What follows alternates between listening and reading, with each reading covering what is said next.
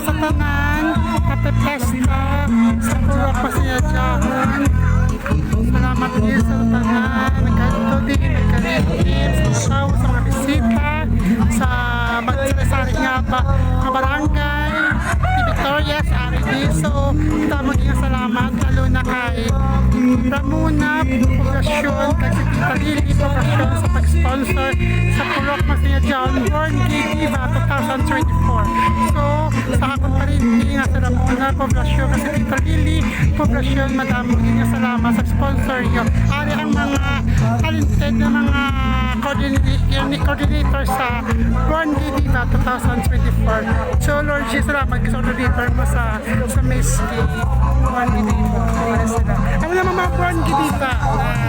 Mga gwapang Born Gay Diva na salamat, salamat.